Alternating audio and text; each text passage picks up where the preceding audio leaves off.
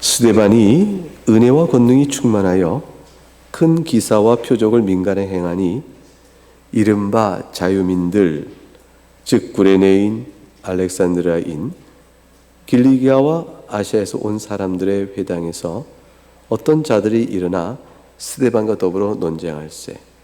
스데반이 지혜와 성령으로 말함을 그들이 능히 당하지 못하여 사람들을 매수하여 말하게 하되, 이 사람이 모세와 하나님을 모독하는 말을 하는 것을 우리가 들었노라 하게 하고, 백성과 장로와 서기관들을 충동시켜 와서 잡아가지고 공회에 이르러 거짓 증인들을 세우니 이르되, 이 사람이 이 거룩한 곳과 율법을 거슬러 말하기를 마지 아니하는도다.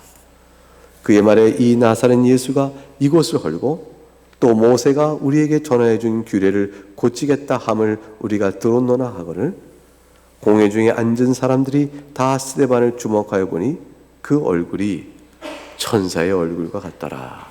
하나님의 말씀입니다. 하나님께 감사합니다. 나와 예배로 모이신 이곳에 있는 분들과 영상 앞에 모이신 여러분들을 주의 이름으로 환영하며, 주께서 풍성히 내리시는, 충만히 내리시는 은혜와 평강을 여러분 믿음에 따라 좋게 누릴 수 있기를 주의 이름으로 축복합니다.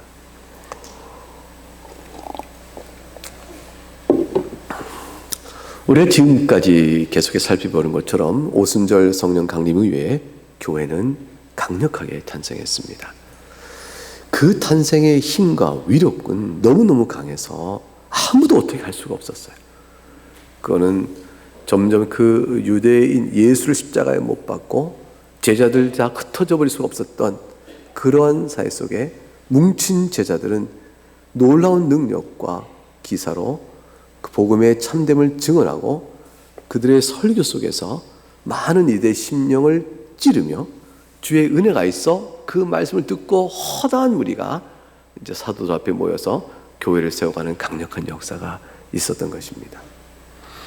근데 이 강력한 역사가 유대 사회를 근본적으로 뒤집어 버리고 그 유대 이스라엘이 완전히 교회가 되어진 형태가 되거나, 그러고서 또 이방 곳곳에 전하는 곳마다 강력한 힘으로, 또 국가적인 힘으로 이렇게 등장하는 데까지 성장하지 않습니다.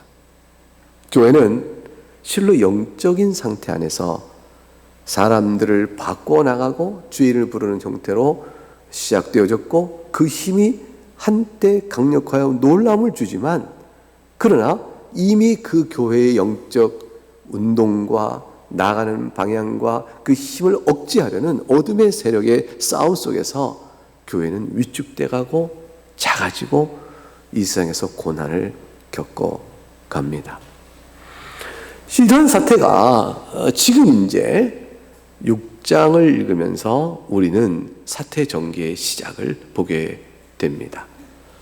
교회는 7분을 세웠습니다. 흔히 우리가 7집사라 일컫는 바로 그분들이죠. 그 세워서 교회 내부 문제를 잘 해결하고 조직도 갖추고 5,000명이 되는 거대한 단체로 이렇게 교회가 유대 예루살렘에 성장하게 되니까 압도적인 힘이죠. 굉장히 강합니다. 그러나 이 교회의 가시적으로 드러나는 이 성장을 억제하고자 하는 사탄의 영의 역사는 치열하고 집요하게 전개되어 갑니다. 자, 순교자가 나오는 상황을 우리가 오늘 이번 주 다음 주에 이어서 계속되는 상황 속에 스데반이라는 인물을 통해서 보게 되는 역사 자리를, 우리가 역사의 현황을 보게 되어집니다. 물론 하나님께서는 역사 교회가 탄생하고 강력한 밝은 모습 외에 이런 상황을 또 그냥 좌시하지 않고 그냥 두지 아니하는 악한 영의 싸움으로 인해서 교회가 겪는 고난을 보고 박해를 쭉 설명해 갑니다. 그런데 그 이면에는 그 일을 통해서 이방인에게 복음이 전파되어지는 큰 역사를 또한 이루어 가시니, 하나님께서 섭리해 가시는 일은 한 가지로 볼 것이 아니라 굉장히 다중적입니다. 스데반의 오늘 우리가 보게 되는 일의 이 사건의 시작은 스데반 개인뿐 아니라 이걸 통해서 교회를 세우시는 곳곳마다의 이방인 교회를 세워가는 곳곳마다의 역사가 어떻게 전개될 것인가를 우리에게 보라 하고 가르쳐 주시는 것이죠. 그러니까 스데반의 이 이야기는 우리에게는 굉장한 담대함을 줍니다. 본래 이렇게 되는 것이구나 그걸 알게 되어집니다. 다시 말하면 복음을 전하다가 죽는 피의 순교를 통해서 교회가 세워져 가는 과정을 따라가게 되는 거구나 하는 사실을 보게 되어집니다. 이것은 우리에게 두려워할 이유가 없게 됨을 보여주는 것이고, 너무 이상해서 하나님이 살아계시고 교회가 하나님이 세우셨다면 어째 교회가 이렇게 핍박과 받아서 교인들이 많은 죽음을 걸고 이래야 되는 것인가? 하나님 살아계시는가? 이렇게 물을 수 있는 모든 기도에 대해서 이것이 그렇지 않다. 하나님께서 세워진 교회는 순교의 피 위에 세워진다라는 사실을 우리로 하여금 알게 해주는, 그래서 담대한 힘을 갖게 줍니다. 내용을 살피면 스데반은 감당하지 못할 사람이었다 이렇게 설명이 됩니다.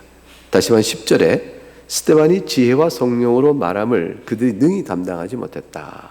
능히 당해내지 못했습니다. 그들은 누굴까요? 9절을 보니까 자유민들이라 되어 있습니다.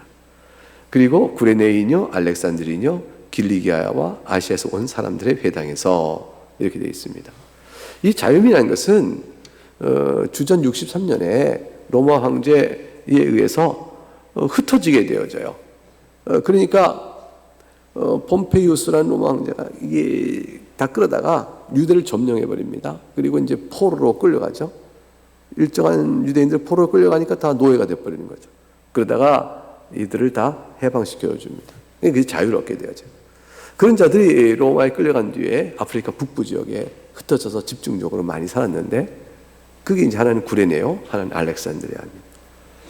거기서 살던 유대인들이 그 지역 문화에 따라서 헬라어를 언어로 사용하면서 유대적 전통과 신앙을 지켜오면서 살아왔던 자들이고, 그들이 명절이 되어지면 예루살렘으로 와서 성전에서 예배하고 돌아가는 그런 일들을 하게 된 자들이죠. 이런 자들이 왔습니다. 이런 자들을 와서 가만히 와서 보니까 복음이 전해지, 예수의 복음을 전하는 사도들의 무리를 보게 되어지니까 저들이 이것이 과연 옳으냐라는 논쟁이 있게 되어지고, 그 논쟁에 여러 교회 베드로나 바울은 아니고 베드로나 사도들이 이때에 곳곳에 가서 복음을 전하고 세워진 지도자들, 7 지도자들도 마찬가지죠. 가서 복음을 전하는 동안에 성전서 전하기도 하고 저들의 회당에 가기도 하고 유대 회당에서 안식일을 지내니까, 또는 저들에게 어디서 만나든 서로 복음을 전하는 일들이 있게 되어지죠. 그 여러 일들이 활발하게 일어난 중에 하나의 사건이에요. 그러니까 이 스데반의 이 사건은 스데반의 일만이 아니라 스데반과 같은 유형들의 일들이 있었을 것임을 예상할 수가 있게 되어지죠. 그런데 이들이 구레네인들이 이곳에 왔으니 구레네인들 중심의 회당이 있었을 것이고, 알렉산더인 중심의 회당이 있었을 것입니다.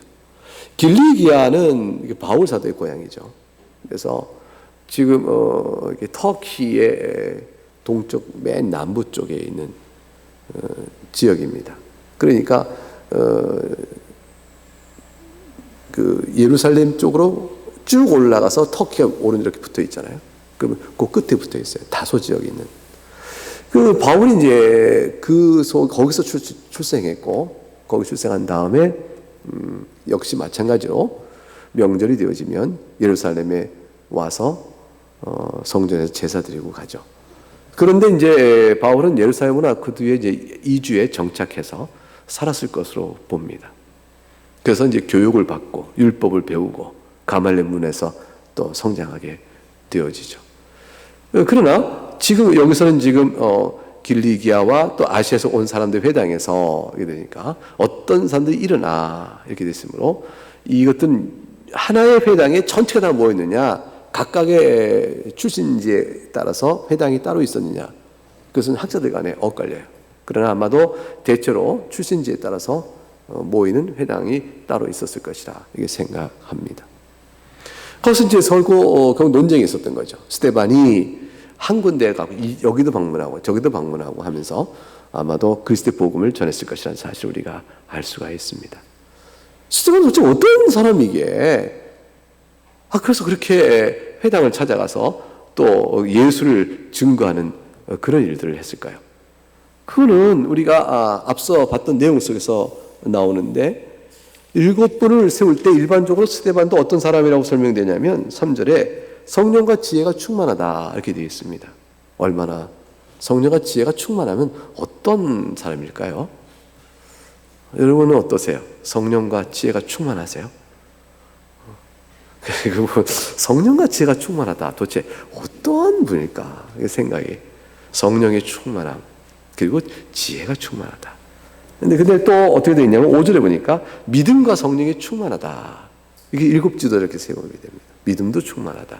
어떤 상태일까? 자꾸 궁금하기도 하고 생각이 됩니다.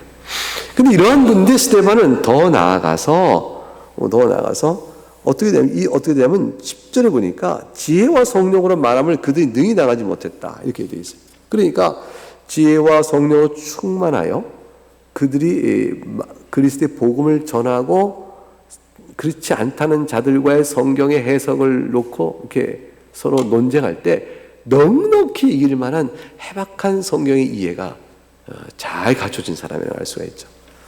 그래서 그런데 5절에 보면 6장 5절에 믿음과 성령이 충만한 사람 스데반과 또 빌립과 브로고로와 니가노로와 디몬과 바메나와 유대 입교와 안디옥 사람 니고라 택하여 이렇게 돼 있으니까 여기 나온 7의 지도자를 세우는데 특별히 스데반을 가장 앞서갔어요. 그러니까 그 중에 더욱더 그렇게 보였던 분인 건 틀림없습니다. 어떤 내용을 논쟁했을까요? 논쟁의 내용은 바로 우리가 예상할 수 있습니다. 예수 그리스도에 관한 일로 인한 논쟁인 것이죠. 예수 그리스도께서 약속된 메시아이며 그가 본래 성자 하나님이신데 사람으로 오셨다. 그리고 그가 우리를 위하여 대리속죄하여 죽으시고 그러나 너희가 십자가에 못 박히신 자를 하나님께서 살리셨다. 그리고 그가 승천하셨으니 다시 오신 날에 심판이 있을 것이다. 너희가 모세의 율법을 거슬리고 너희가 하나님이 너희에게 준 모든 그 교훈의 가르침을 거슬려 하나님 앞에 죄인이다 라는 사실을 증거했겠죠. 그러니까 저들이 얼마나 견딜 수 없었겠어요. 그런데 못 당하는 거예요. 성경을 놓고 풀어 논쟁하는데 논쟁은 말씀의 가르침이요 또 말씀의 가르침의 올바름을 따라 흘러가니까 사실 저들이 못 당하는 겁니다. 해석의 충돌이 있는데 어느 해석이 더 타당한가를 보여줌에 있어서 스데반 해석이 틀렸다든가 자신의 해석이 더 뛰어나고 더 좋은 해석임을 압도적으로 이기지 못하는 것이죠. 문제는 뭐냐면 논쟁에서 저들이 감당하지 못했다면 즉 말씀의 토론 속에서 스데반의 해석의 가르침이 더 우월하며 타당하며 그것이 더 정확하며 그것이 옳다는 사실 앞에서 저들이 더 이상 반론을 제기할 수 없다면 어떻게 해야 되는 거예요? 그럼 어떻게 해야 돼요? 그 스데반 앞에 믿음을 그 예수를 나한테 알려달라. 내가 믿겠노라. 이렇게 되어야 되는 건 아니겠어요? 그런데 소용이 없는 겁니다. 10절 스데반이 지혜와 성령을 말하면 그들이 능히 당하지 못하며 그리하여 그들이 스데반의 말을 듣고 복음 앞에 무릎을 꿇고 예수를 믿어 저들도 이 무리에 가입되었더라. 이렇게 나와야 기대할 만한 전개잖아요. 근데 전혀 그렇지 않습니다. 예수님께서는 일찍이 누가복음 21장 15절에 이렇게 말씀하셨어요. 내가 너희 모든 대적이 능히 대하거나 반박할 수 없는 구변과 지혜를 너에게 주리니 그랬어요. 너희가 말하면 너희가 진리를 바로잡고 있기 때문에 사실은 너희에게 대항하여 변박할 수 있는 능력이 저들에게 없다. 여러분 이것은 복음을 전하는 자의 담대함의 중요한 이유입니다. 예수를 믿으세요. 그럼 복음을 전해요. 너희나 믿어라 라고 또 교회를 흉볼 거예요. 그럴 때 우리는 위축되기 쉽습니다. 근데 기억하실 건 뭐냐면 진리는 우리가 갖고 있어요. 사람은 다 죄인입니다. 그리고 한마디만 더 하시면 돼요. 사람이 살다 끝나는 것이 아니고 이 세상을 다 살고 난 뒤에는 심판이 있습니다. 창조주 앞에 우리가 가는 거예요. 어떡하실래요? 이 말을 할 때 아니라고 부인할 어떤 자의 주장도 근거는 없어요. 저들이 할 수 있는 말은 네가 말하는 게 근거가 있어? 라고 대드는 것밖에 없는 거예요. 그럼 안 믿든지 믿든지 할 따름이지 우리의 말하는 논쟁에 대해서 틀렸다고 말할 자는 아무도 없습니다. 그러면 우리가 설명하는 것이 조리가 없거나 기초가 없거나 논리가 없는 것이 아닙니다. 그러므로 성경을 들어 설명하는 그 설명의 논증에 대해서 모든 대적인 능히 대화나 변박할 수 없는 구변과 지혜를 주님께 주시겠다고 말씀하셨어요. 그 능력이 지금 스데반에게 나타나고 있는 것이죠. 스데반에게 주신 은혜요, 믿음이요, 지혜요, 권능은 예수 그리스도께서 실제로 자신이 성육하에 계신 동안에 유대인들과의 논쟁 속에 보였던 모습 그대로를 나타내 보이고 있습니다. 이게 얼마나 놀라운지 모르겠어요. 주님은 자신의 영을 이 땅에 보내심으로 쓰시는 종들에게 주께서 이 땅에 계실 때 보였던 모습을 드디어 보이도록 하세요. 그런 자들로 교회를 세워가시는 거예요. 성령이 충만했다. 그러니까 스데반이 어떤 것일까 이게 도대체 한번 생각을 해보세요. 성령이 충만한 자는 어떤 자일까 생각할 때 한 가지, 여러 측면이 있을 수 있겠지만 한 가지 생각은 뭐냐면 성령의 인도함과 이끌림과 지배 아래 살아요. 그게 성령이 충만한 자예요. 이게 다시 말하면 없는 게 있어요. 마음에 자기의 육적 욕심과 탐욕과 자기 생각대로 사는 사람이 아닌 거예요. 내가 무엇을 할까? 무엇을 즐거워할까? 무엇을 기뻐할까? 어떻게 마음을 쓸까? 생각을 가질까? 행동할까? 이 모든 일의 중심을 성령께서 일깨워주는 대로 나가기를 기뻐하는 사람이에요. 성령의 인도하심은 깨우침과 동시에 우리의 정서를 지배해요. 의지를 결단으로 이끌어갑니다. 이게 전인격적이죠. 성령의 전인격적인 활동이 그의 생활과 태도 속에 나타나는 거예요. 그게 성령의 충만한 사람이다. 아, 저 사람이 왜 저렇게 생각할까? 아, 그 생각을 왜 즐거워하지? 그 생각대로 하려고 하네. 성령의 충만성의 1차적인 것은 대개 우리 정서와 맞물려요. 내가 뭘 좋아하는가? 무엇을 기뻐하는가? 뭘 즐거워하는가? 그 속에 성령의 충만함의 1차적인 내용이 나옵니다. 가장 직접적으로 나와요. 왜냐하면 우리는 대개 생각보다 마음이 먼저, 생각보다 감정이 먼저거든요. 우리는 생각보다 감정에 따라 먼저 가요.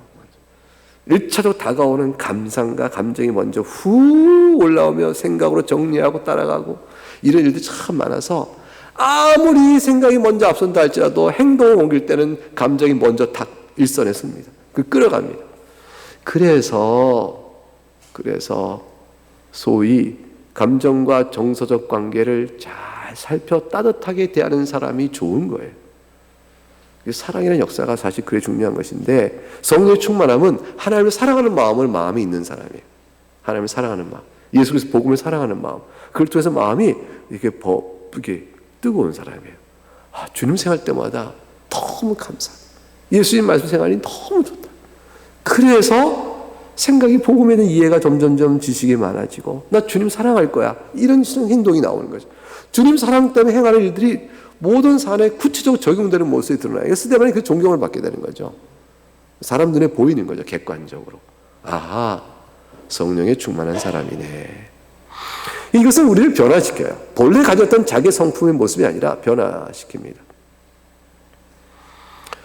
어제 이제 저희 합동신학대원에 이제 특별 전형이 있어서 면접을 하는데 면접할 때 온 학생 한 분이 있었습니다. 너무 슬퍼요. 그분의 인생이. 쭉 자기의 살아온 이야기를 써서 그걸 확인하거든요. 너무 슬퍼요. 중학교를 졸업하지 않고 고등학교쯤 됐죠. 고등학교에. 졸업도 하기 전인데 그만 집안 형편이 어려워서 벌이를 나가야 됐고 벌이 나가는 그때에 어느 분은 어느 남자를 만나게 되고 그 남자를 만나면 집안 형편이 좀 어려운 집이 낮을까 해서 엄마는 이렇게 해라 해서 그와 이렇게 결혼하게 돼요. 연애와 결혼이 그냥 이루어지게 되면서부터 잘못된 만남을 갖게 돼요. 그다음부터 이제 굉장히 파괴적인 상처투성인 인생을 삽니다. 그 인생이 그 슬픔 속에 있었을 때 예수 그리스도의 은혜가 그 안에 주어지고 복음 안에서 사는 동안 원망과 눈물이 너무너무 많았던 거예요.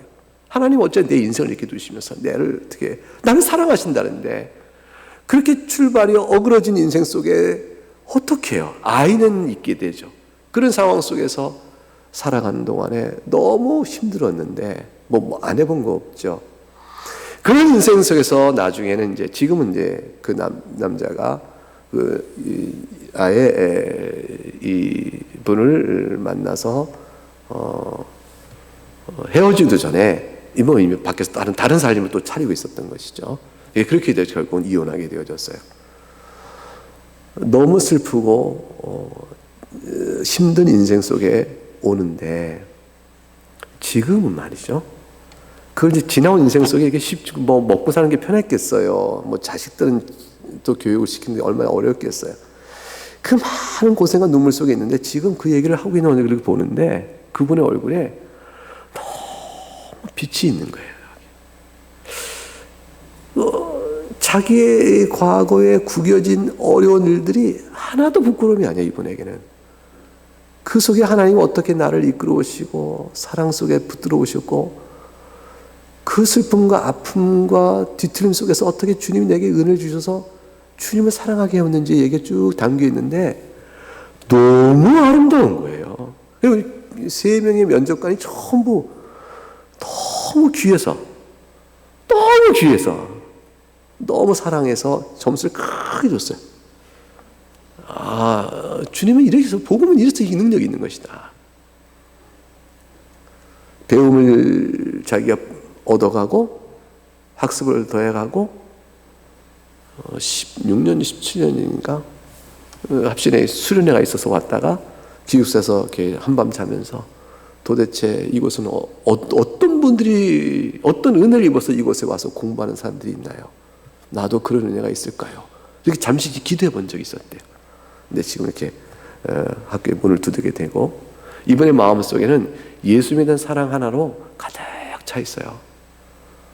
그러니까 인생에 대한 원망은 눈꼽만치도 없어요. 하나님 앞에 오직 감사뿐이에요. 그러니까 차가운 세월들이 지금은 너무너무 귀하게 쓰임받는 거예요. 슬픔을 알아요. 슬픈 자를 위로할 수가 있어요. 어려운 슬픔을 알아요. 어려운 자를 위로할 수 있어요. 그리고 말씀을 가르치기 시작하는 이 기쁨에 꽉 차 있어요. 자기는 어디 가나 어떤 사람을 만나든 위로가 가능하고 말씀을 나눠주고 사랑하면서 얻는 행복감이 너무 커서 자기는 그렇게 산대요. 그러니까 말도 조리가 있으시고 힘도 있으시고 너무 뚜렷해서 감동을 많이 받았어요. 성령이 충만하다 싶은 생각이 드는 거예요. 그분이 뭐 성격상에 또는 뭐 아는 지식에 또는 생활 속에 오류가 없겠어요? 흠이 없겠어요? 성령 충만하다는 것은 흠이 없고 완벽하다는 것이 아닌데 그런 것이 아닙니다. 마음 중심에 하나님을 사랑하고 그리스도인 감사의 마음으로 이끌려가는 삶을 살아가는 사람이에요. 그래서 어려운 일을 당하면 그 중심 때문에 다시 또 회복돼요. 오뚜기청이라는 거죠. 성령 충만한 분들은 쓰러져도 일어나게 돼요. 일어나게 만드는 오뚜기의 무게추가 성령 하나님이에요. 그걸로 이렇게 끌어지는 거죠. 성령이 이끄시는 힘이 너무 강하면 성령이 넘어져도 쓰러져도 다시 세우고 낭망해도 희망을 주고 슬퍼도 세워주시고 그래서 하나님의 관점에서 다시 인생을 보게 하고 삶을 보게 하며 세워주는 일, 그런 일을 끌어주는 힘이 강하면 이게 성령의 충만함의 은혜다. 생각과 마음과 의지를 다 지배해간다. 그런 분들은 은혜 충만화의 역사를 입죠. 은혜가 충만하다. 스데반에 은혜가 충만하다 했어요. 어떤 뜻일까 생각해 보게 되면 은혜라는 것은 감사함으로 받는 거예요. 공로 없으나 받는 걸 은혜다. 그런데 그 은혜를 깨닫는 게 충만한 거예요. 내가 가진 것이 아무것도 아니요 없고 받은 모두가 다 하나님 주시는 것뿐이니 오직 감사할 따름이다 싶으면 그가 은혜를 충만하게 받고 있는 거예요. 이 구원에 있어서 그렇고 육적으로 먹고 사는 일조차 그런 거예요. 성도는 이 은혜의 충만성, 즉 감사의 충만이 마음에 가득 차지요. 신앙이 성령이 충만한 사람은 눈에 보이는 것이 감사해요. 감사해요. 남보다 많이 받아서 감사가 아니고 실로 하나님 눈 안목에서 보니 내가 다 받은 것뿐입니다. 라는 생각하니 감사하지 않을 수가 없는 거죠. 그래서 자기 의의가 없어져요.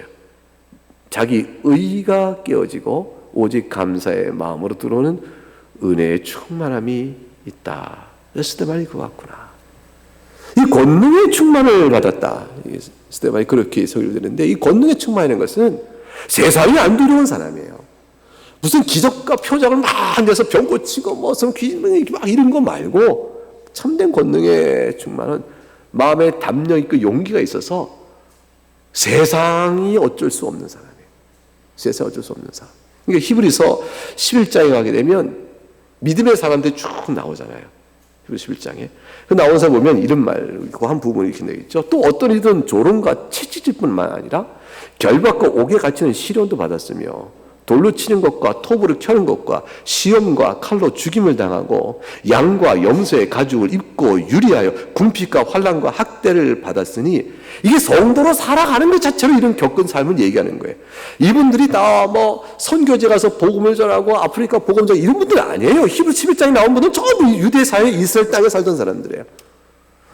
이분들이 유대 이스라엘 사회에서 하면서 성도로 살아가는 삶 때문에 겪는 일이에요. 왜냐하면 이스라엘도 다 하나님 나라가 다 온전한 게 아니었거든요. 은혜를 다 충만히 있는 나라가 아니었고, 그 가운데는 어둠의 나라가 세력이 있었으니까. 하나님 나라 백성 사는 동안에, 세상 속에 사는 동안에 이런 기회에 따라서는 이런 고통을 다 겪는 거죠. 세상에 톱으로 켜는 것을 당해야 됐으니 이 얼마나 큰 고통과 아픔이에요. 무섭잖아요. 칼로 죽임을 당하고 궁핍과 환난과 학대를 받았으니, 38절에 11, 38절 이렇게 나와요. 이런 사람은 세상이 감당하지 못하니라 했어요. 이게 권능의 사람. 세상에 대하여 담대한 사람입니다. 그게 뭐라고 얘기할 수 있는 거죠. 그게 뭐라고 내 영혼과 내 삶을 지배하려 하느냐. 두려워하지 않습니다. 빼앗으려 해도 빼앗길까 봐 두려운 것 때문에 굴복하지 않습니다. 그게 뭐라고. 더 갖고 싶은 걸 못 가질까 봐 두려워하여 굴복하지 않습니다. 그게 뭐라고. 예수 안에 든든히 서는 겁니다. 그들은 광야에 사는 것을 기뻐했고 산과 동굴과 토구에 유리하는 것을 두려워하지 않았던 사람입니다. 그러니 믿음이 충만하죠. 의심이 없는 겁니다. 확신으로 찬 사람입니다. 이게 스데반에게 임했던 은혜였고 하나님이 주신 바 된 은혜였습니다.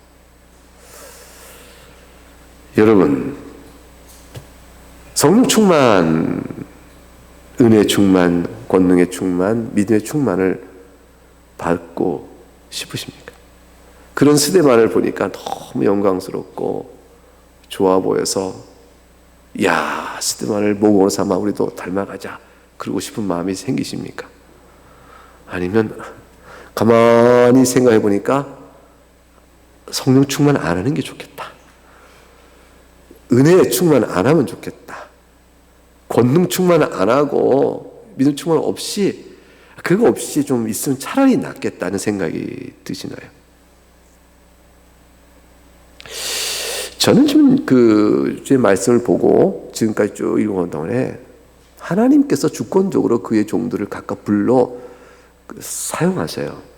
확실히 그러십니다. 이건 사람이 구하여 얻는 것은 아닙니다. 사람이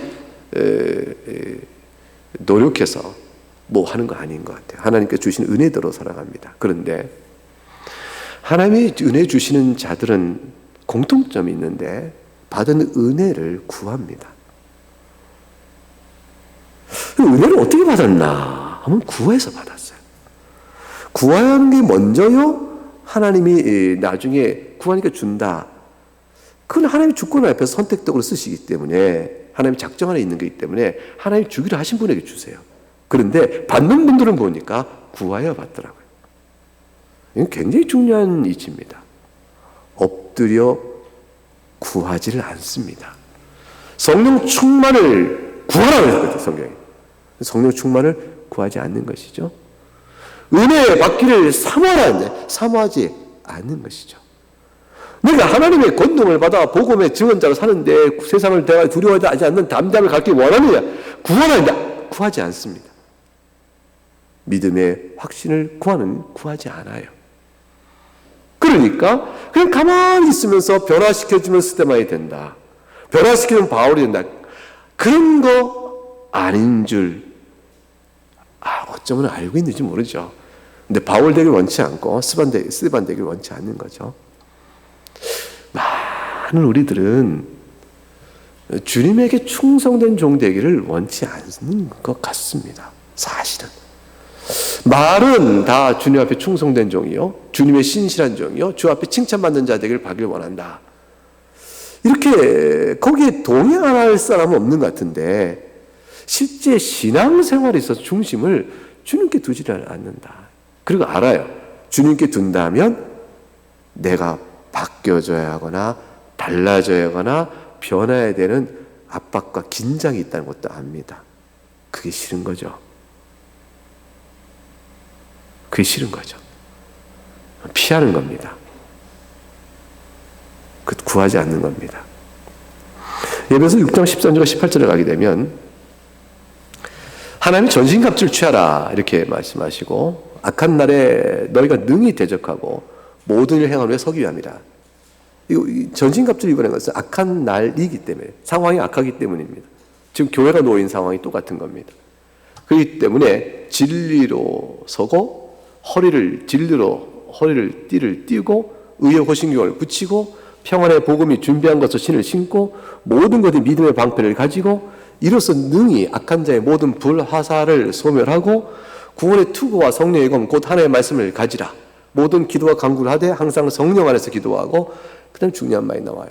이를 위하여 깨어 구하기를 항상 힘쓰며 여러 성도를 위해서 구하라. 그렇게 되어 있습니다. 구하면 지혜를 주시고 구하면 기회를 주시고 구하면 기회를 만날 때 지혜를 따라 행할 능력을 주십니다. 그래서 주님 기뻐하시는 일이 내게 있어서는 무엇일까?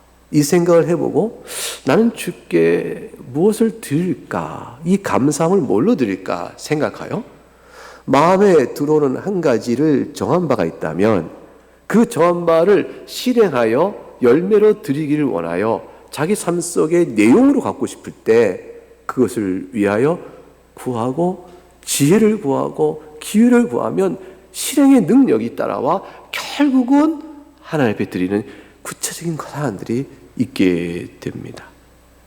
그것을 말할 때 남들은 간증이라 이렇게 말하는 것입니다. 그런 고백이 있게 되어집니다. 하나님께서는 구하는 자에게 기회 주십니다. 그리고 능력 주십니다. 스데반이 뿐 아니라 세워진 7 지도자의 이 모습을 보면서 하나님이 행하신 일이잖아요. 근데 어떻게 스데반 같을까? 하나님은 어떤 종을 세워서 교회가 닥칠 환란이 이제 오는 겁니다. 유대인에서도 엄청난 환란이 막 밀어오고 박해가 올 텐데 이 박해 상황 속에 준비된 종들을 세우는 거죠. 그 종을 세워서 그들에게 복음을 거세게 부딪혀도 하시는 거죠. 말씀을 전하게 하고 담대히 전할 종들을 세우는 거죠. 이들이 없으면 전부 다 교회 무너져 버리잖아요. 그러니까 어둠이 밀려올 세력에 세상에 몰아쳐는 그 파도같이 밀려오는 삼키려고 오는 것에 대하여 당대하게 권능으로 서서 성령이 충만하여 복음을 그들에게 말할 수 있으면서 교회를 지켜가는 자들을 주님이 이게 세워가십니다. 어느 때는 한 사람으로 되고 어떤 때는 교인 전체가 되어야 될 때가 있는 것이죠. 진리를 갖고 있기 때문에 저들이 스데반을 못 이깁니다. 그래서 11절 가니까 중상모략밖에 없습니다. 마귀가 겉으로 세상에서 이기는 것은 거짓밖에 없습니다. 11절에 사람들을 매수하여 말하게 하되 거짓이죠. 이 사람이 모세와 하나님을 모독하는 말을 하는 것을 우리가 들었노라 하게 하고 백성과 장로와 서기관들을 충동시켜 와서 잡아가지고 와서 공회에 이르러, 즉 저들이 스데반을 잡고 와서 공회에 갖다 고소하는 것이죠. 고소의 내용은 이것입니다. 거짓 증인들이 말한 대로 모세와 하나님을 모독했다. 13절에 이 사람이 거룩한 것과 율법을 거스려 말했다. 이렇게 말한 겁니다. 그 내용은 나사렛 예수가 이것을 헐고 또 모세가 우리에게 전해준 규례를 고치겠다면 우리가 들었노라 이렇게 말합니다. 이들이 고소하는 내용에 들었노라 하는 말 속에는 스데반이 실제로 말한 내용도 있겠고 없는 내용도 있겠죠. 그러나 실제로 이렇게 말을 했다는 사실은 매수화했다는 건 뭐예요? 이미 스데반이 말하지 않은 내용을 가지고 그들이 더 붙여서 말을 했다는 것을 알 수가 있습니다. 그런데 예수님도 똑같은 고소를 당했죠. 마가복음 14장 55절 59절에 가게 되면 대제사장들과 온 공회가 예수를 죽이려고 그를 칠 증거를 찾되 얻지 못하자 예수를 쳐서 거짓 증언하는 자를 많이 세웁니다. 그 증언이 거짓이니까 서로 일치하지 않죠. 그렇죠. 57절에 가니까 어떤 사람들이 일어나 예수를 쳐서 거짓 증언하여 이르되 우리가 그의 말을 들으니 손으로 지은 이 성전을 내가 헐고 손으로 짓지 않은 다른 성전을 4월 동안에 지으리라 하더라 이렇게 말합니다. 성전을 모독하다니 모세의 율법을 거스르다니 이것이 예수님을 저들이 죽이고자 했던 죄목이었습니다. 예수님은 성전을 다시 헐고 세우겠다는 말씀의 뜻은 요한복음 2장 20절과 21절에 말씀하시듯이 자기 육체를 가리키는 것이에요. 부활의 육체를 의미하는 것이고 또 그리스도의 몸된 교회를 뒤에 세우실 것을 의미하는 거죠. 성전은 그림자였고 참된 몸은 교회고 그걸 세우기 위하여 주님께서 친히 자신의 몸이 죽었다가 사흘 후에 부활할 것을 얘기하신 것이죠. 이게 이 말씀의 뜻을 성경을 통해 살펴 궁구하고 가르침을 제대로 받았으면 다 알만한 내용인데 저는 귀를 막아버리고 실제 예수님을 죽이고자 했습니다. 예수님은 성전보다 크신 분이거든요. 성전의 실체고 성전 그림자에 불과합니다. 예수님께 하신 말씀은 모세 율법을 대적한 적 한 번도 없습니다. 예수님 말씀은 성전을 대적하신 분이 없습니다. 다만 모세 율법과 성전에 있었던 그림자들의 실체가 왔다라고 말씀하신 거예요. 그 약속된 것이 이루어졌다라고 말씀하신 것이죠. 마태복음 12장 6절에 성전보다 더 큰 이가 여기 있다. 안식일을 얘기하시면서 주님이 스스로 안식의 주인이 하셨으니 모든 모세 율법의 의식법에 해당한 것들 이것도 다 예수님을 가리키는 것뿐이었습니다. 그러므로 스데반을 향하여 스데반이 전한 복음의 말씀은 예수님을 죽이고자 했던 죄목과 똑같은 마음으로 스데반에게 거짓 증을 세워서 얽매이고 전한 예수의 복음을 들어 성전을 모독했다고 거짓 세우는 겁니다. 성전을 모독하지 않았고 성전의 성취를 얘기했습니다. 모세 율법을 모독도 하지 않았고 모세 율법 주신 바의 의미가 무엇인가를 풀어 가르쳤습니다. 그리고 예수님이 성전과 그 귀하고 귀한 성전과 율법이 그림자여 실체가 무엇인가를 말씀했습니다. 근데 저들은 그것을 모독했다고 왜곡해서 정죄하는 것이죠. 그래야 죽일 수 있잖아요. 그러니까 진리를 바르게 선포하신 내용을 모독으로 중상모략한 것입니다. 이러한 중상모략 속에서도 스데반은 복음을 전했고 15절에 가니까 너무 놀라운 표현이 나와요. 그게 뭐냐면 공회중에 앉은 사람들이 다 스데반을 주목하여 보니 그냥 그 얼굴이 뭐와 같다고 되어 있습니까? 천사의 얼굴 같더라. 어떤 얼굴일까요? 천사의 얼굴. 어떤 얼굴일까요? 옆에 있는 분 한번 보시죠.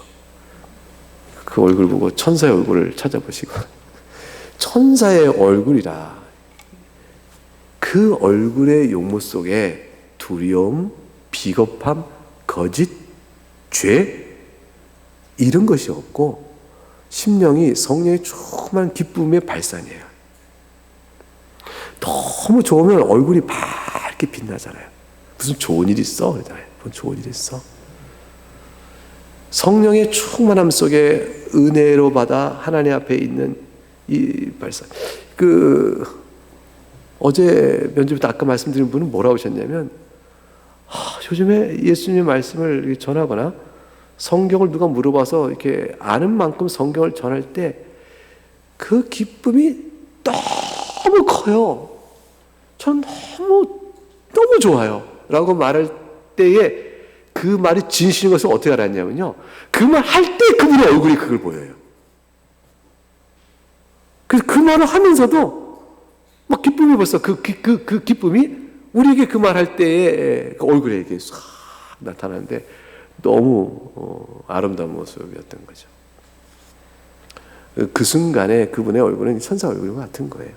사실 여러분, 이 천사의 얼굴을 저는 여러분 뵈면서 자주 봅니다. 오해를 하셔도 어떻게 그런 걸 하실까 생각하실지 모르는데, 여러분 모습 속에서 자주 볼 때가 있어요. 제가 언제 그러냐면, 여러분에게서 신앙을 볼 때예요.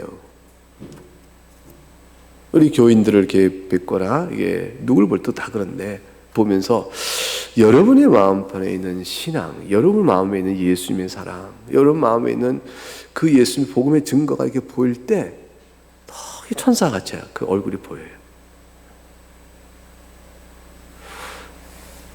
우리가 한번 반대로 생각해서 육체의 소욕과 죄된 마음으로 자기의 성정대로 뭔가를 하고 말하고 살아갈 때 우리 모습을 본 다른 분이 볼 때 내 얼굴, 천사 얼굴을 볼 수가 없는 건 분명하죠. 이 천사 얼굴이라는 것은 하나님께서 우리에게 주신 은혜의 내면에 주신 은혜로 인하여 겉으로 발산돼가는 피하기 어려운 일종의 아우라 같은 겁니다. 어떤 영적 태도 같은 거예요. 태도나 기운 같은 거, 느낌인 거죠. 그것은 표정과 말 속에 반영돼 드러나기도 하는 것이죠. 모세가 이제 십계명을 받으러 시내산에 올라갔다가 내려올 때에 얼굴을 수건으로 가렸습니다. 왜냐하면 하나님의 영광의 광채가 얼굴에 이렇게 드러나기 때문이죠. 모세는 이제 자신을 몰랐어요. 그걸 모르고 얼굴에 광채라는 걸 모르는데 사람들이 보고 이게 두려워하게 되어졌죠. 하나님께서 모세가 그렇게 된 것은 하나님께 모세의 피부색을 크게 역사서 화학적으로 변화시키셔가지고 발산하기 그게 아니고, 모세가 십계명을 받았을 때 그가 받았던 은혜의 충만과 감동을 한번 생각해 보세요.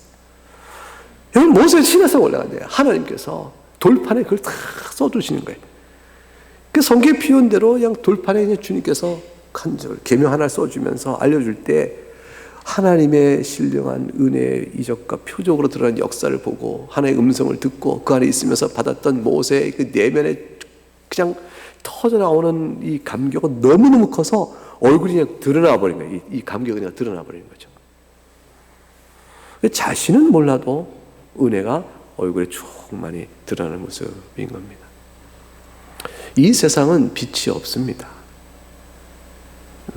이 세상에서도 빛날 때가 있어요. 막 좋을 때, 자신이 원하는 걸 손에 쥐고 너무너무 좋아할 때, 그때 얼굴에 빛이 막 납니다. 좋아하는 모습 보면. 그리고 자기가 뭐 1등을 했다, 뭐 금메달을 땄다, 그러면 뭐 영광의 광채가 쫙 비추고 사람들 갈차니까 막 그 기쁨의 환호 얼굴이 나타나죠. 근데 세상은 왜 어둠이냐면 가진 자는 한 사람이고 못 가진 자는 다예요. 이기는 자는 한 사람이고 지는 자는 100명인 겁니다. 근데 그 이김은 항상 갖지 못하는 것이죠. 또 다른 자에게 빼앗기는 것들이죠.